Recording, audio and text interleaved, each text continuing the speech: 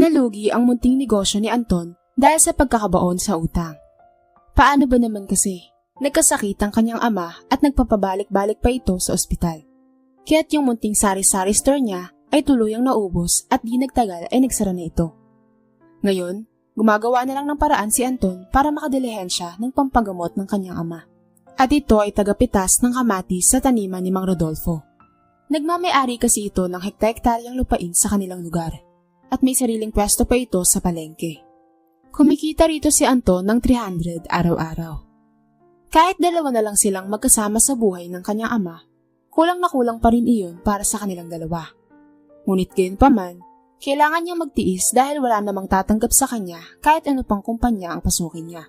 Dahil ang totoo ay wala siyang pinag-aralan. Ni kinder at grade 1 ay hindi siya nakatuntong. Samantalang 30 anyos na siya ngayon. Dahil dito ay nagsisikap na lamang siya para matustusan ng ama pati na rin ng sarili. Silang dalawa na lamang ang magkasama dahil ang kanyang ina ay may bago ng pamilya.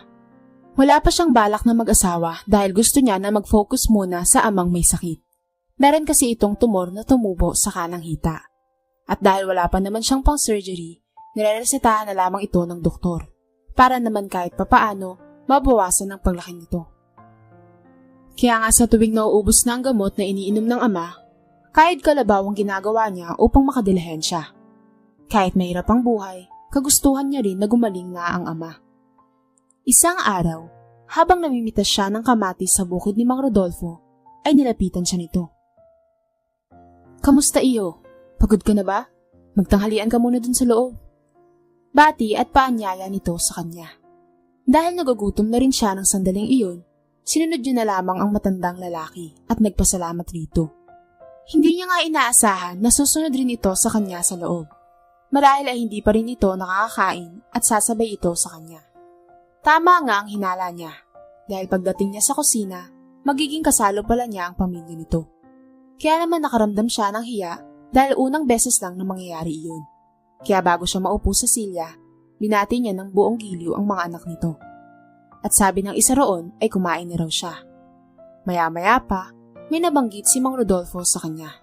"Gusto mo ba iho ng regular na trabaho?" Dahil dito, napahinto sa pagsubo ng pagkain si Anton.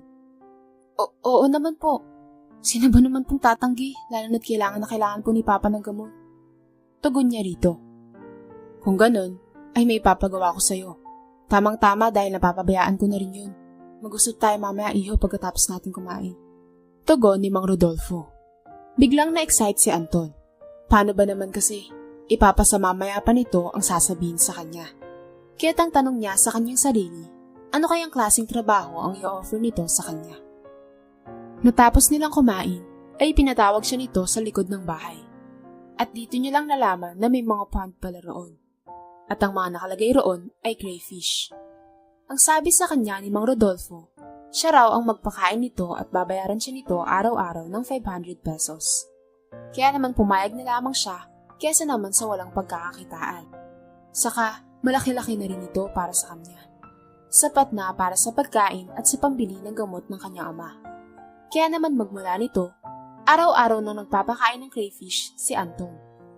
Inaagahan pa nga niya ang pagpasok, matuwa lang sa kanya ang amo. Isang araw, dumating ang di inaasahang pagkakataon. Dumating ang kanyang ama na kumikirot ang bukol nito. Abot langit ang pag-inda nito. Kaya naman isinugod niya ito sa ospital. Hanggang sa magimbal siya sa kanyang natuklasan.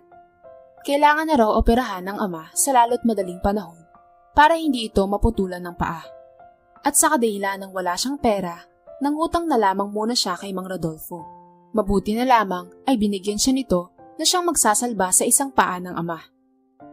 Isang linggo ang itinagal nila sa ospital at sa wakas ay nakauwi na rin sila. Kaya naman tuwang-tuwa si Anton dahil sa wakas ay magaling na rin ang ama niya. Natanggal na ang malaking bukol nito at wala na siyang aalalahanin pa. Magmula nito, nagtatrabaho na lamang siya para sa pang-araw-araw nilang pagkain. Wala na siyang ibang inaalala. Pero sadyang naging madaya sa kanya ang pagkakataon. Paano ba naman kasi? Siya naman ang nagkasakit. Nagkaroon siya ng oral cancer at na-diagnose siya nito nang magpatingin sa doktor. Nakuha niya ito dahil palagi siyang naninigarilyo habang nagtatrabaho. Napupunan niya na higit 2 buwan nang hindi gumagaling ang sugat sa loob ng kanyang bibig at hindi man lang ito lumiliit. Kaya't sa tuwing siya'y mag-isa sa kwarto, ay iyak siya ng iyak. Nangangamba siya na baka hindi na magtagal ang kanyang buhay. Pero sa kabila ng kanyang sobrang takot, hindi niya ito nabanggit sa ama. Baka kasi labis lang itong mag-alala sa kanya.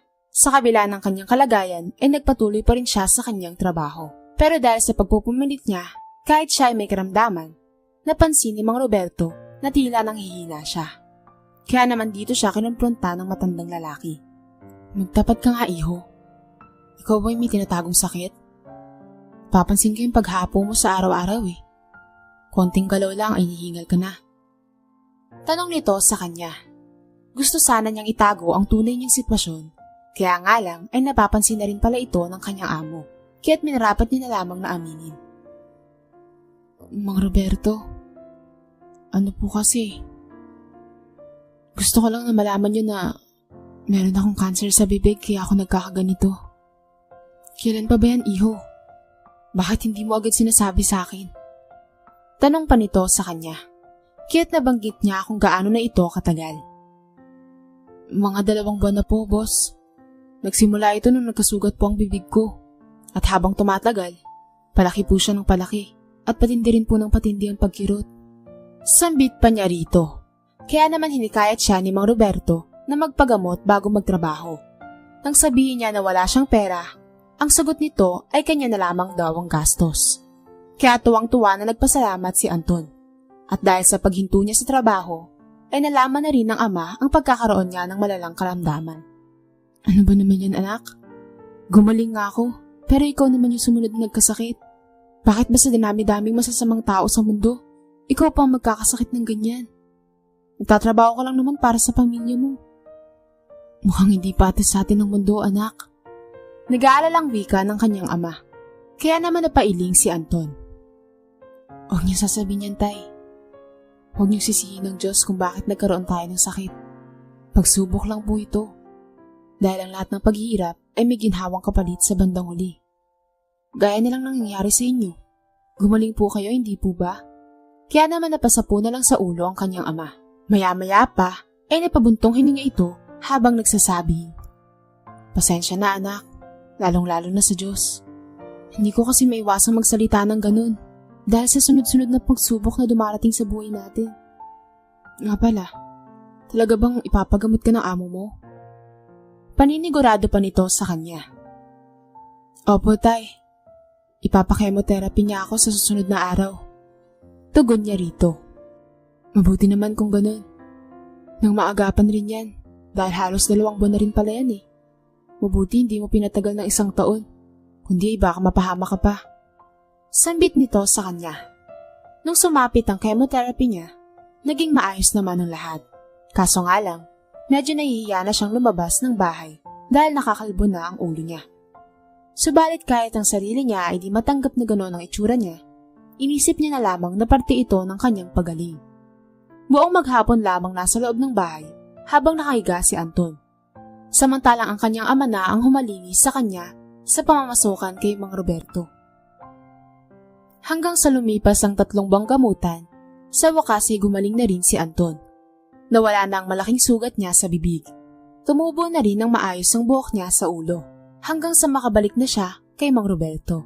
Nakakapagtrabaho na siya ng maayos kaya't nakakapag-ipon na siya para sa kanyang future. May balak kasi siyang mag-aral kahit na may edad na siya. Kahit pa magsimula pa siya ng grade 1 sa edad niyang 30 anyos ay ayos lang daw. Basta ay makakapagsulat na siya at makakapagbasa na siya. Para naman wala ng mga hamak sa kanya. Hanggang sa pumatak nga ang araw na yun kung saan nakapag-ipon na siya. Kaya naman nag-enroll na siya sa pagiging grade 1. Pinagtatawanan siya ng mga kaklase niya dahil siya ang pinakamatanda roon at halos kasing edad pa niya ang teacher. Pero sa kabila nito, ay hindi niya na lang dinamdam ang mga panlalait. Tutal ay mga bata lamang ang mga ito at para niya na lang mga anak. Nagpatuloy lamang siya sa kanyang goal kahit na pinagtatawanan lamang siya.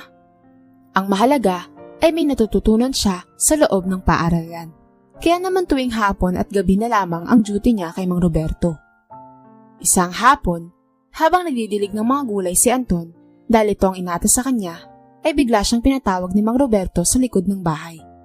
Kaya naman agad siyang nagtungo roon para kausapin ng amo. Pinapatawag niyo raw po ako, sir. Sambit ni Anton. May ibibigay kasi ako, alam kong mapapakinabangan mo. Tugon nito, sabay net nito sa pond ng 2 crayfish at nilagay sa plastic container. Kalaunan ay iniabot ito sa kanya. Paramihin mo yan, iho. Malaki ang kikitain mo dyan dahil alam kong masipag ka. Kailangan lang ng tiyaga. Napatitig si Anton sa inaabot nito sa kanya. Napaisip siya dahil wala naman silang aquarium na mapaglalagyan nito. Pero bigla siyang may naalala kaya't inabot niya ito. Maraming salamat po, Mang Roberto. Opo, paparamihin ko po ito. May malawak naman po kasi kami espasyo sa likod ng bahay. Gagawa na lang po ako ng pond. Tugon niya rito habang nakangiti. At kapag nakarami ka na, ibenta mo yan sa mga may restaurant. Tsak na marami ang bibili. Dahil yan pa naman ang paboritong kain ng mga customer. Kaya good luck sa pagpaparami at isa puso mo lang ang iyong ginagawa. Dahil dito ay napangiti si Anton at muling nagpasalamat sa matandang lalaki. Kaya't mula nito ay gumawa na siya ng pond para sa pagpaparami ng crayfish. Pansamantala niya munang inilagay sa container habang ginagawa niya ang pond. Nang matapos na ay sa kanya na lang ito inilagay. Mabuti na lang, meron siyang budget pambili ng air pump kaya't mas nakakahinga ng mainam ang mga crayfish niya. Nilagyan niya lang ng trapal para hindi gaanong mainitan at kung uulan man ay hindi aapaw ang tubig na magiging sanhi ng pagkawala ng kanyang mga alaga. Nagpatuloy lang sa pag-aalaga ng crayfish at pag-aaral si Anton hanggang sa lumipas ang 1 taon ay nakarami na siya ng crayfish. Kaya naman kahit pa konti-konti ay nakakabenta na siya. 1 piraso nito ay 500. Minsan ay meron pang nagpapakyaw sa kanya. Pero tinitira niya ang magkapares para meron pa siya na mabibreed. Kaya nga lang, sa kabila ng unti-unting pagtagumpay ni Anton sa buhay, dumarating talaga ang isang pagsubok na susukat sa kanyang katatagan para magpatuloy sa pag-aaral. Paano ba naman kasi? Pati teacher niya ay binubuli na siya. Nangyari ito nang minsan siyang malate sa klase. Bilang parusa ay pinasayaw siya sa harapan. At ang mas matindi pa nito ay pinalinisan nito ang maruming sapatos sa kanya gamit ang pinahubad niyang polo. Kaya naman nagtawanan ang mga batang kaklase niya. Dito niya na napagtanto na nakakaranas na siya ng diskriminasyon. Nalate lang naman siya dahil maraming pinagawa sa kanya si Mang Roberto. Kaya't sa araw na iyon na pinahiya siya, dito niya na inilabas ang sama ng loob niya na kinimkim niya magmula ng first day pa lamang niya sa klase. Sir, walang galang na po. Teacher kayo. Dapat ang disiplina ay nanggagaling mismo sa'yo. Pero ang lumalabas kayo pa yung pasimuno eh. Unang araw ko pa lang sa eskwelahan na to, ganyan yung trato niyo sa akin. Ginagawa mo ang katatawanan sa mga bata. Hindi na to tama. Saka ngayon lang naman ako na late. Dapat idinaan niyo na lang ako sa tamang pakiusap. Dahil sa kanyang sinabi ay natawa ang guro na ito. At sumasagot-sagot pa itong matandang grade 1 na to? Matanda ka na. Bakit ko pa idadaan sa pakiusap? At sino ka ba? Mataas na tao? Magsasaka ka lang naman eh. Dahil sa pagsagot-sagot mo, ibabagsak kita. Umupo ka na nga ron. Utos pa nito sa kanya habang siya ay dinuduro-duro. Pero sa halip na maupo si Anton, bigla niyang sinunggaban ng teacher at pinelyuhan ito. Hindi porkit teacher kita, lalait-laitin mo na yung estudyante mong wala namang ginagawang masama. Paano na lang kung makahanap ka ng katapat, di ba? Gaya ko. Totally nilulubos-lubos mo naman ang panghamak sa akin. Dahil ibabagsak mo pa ako, lulubos-lubosin ko na rin ang gagawin ko sa'yo. Gusto mo bang makatikim, ha? Sambit ni Anton, sabay tula kay Sir Miguel.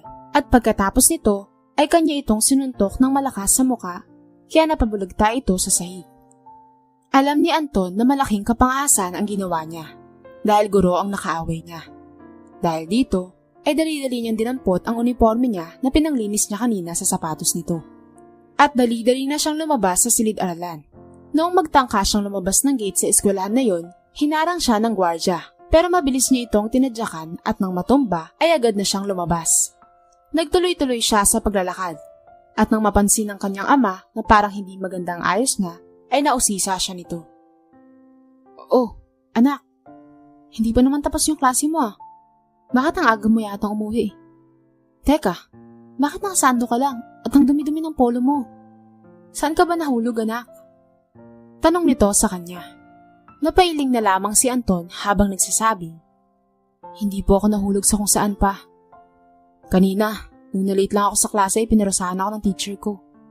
Pinagsayaw sa harapan ng mga bata at ipinapupunas pa ang uniforme ko sa sapatos niya.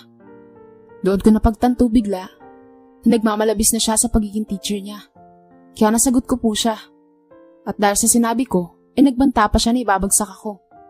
At doon ako nawalan ng kontrol. Nasuntok ko po yung teacher ko na yun. Kaya't napagpasyahan ko na lang na tumakas. Kwento ni Anton. At dahil sa narinig, bigla tuloy nagkaroon ng problema si Mang Restituto. Ano ba yung pinasok mo, anak? Napakalaking gulo ng ginawa mo. Baka pinaghahanap ka na ng mga pulis. Tiyak na nagsumbong na yun. Sumuko ka na lang.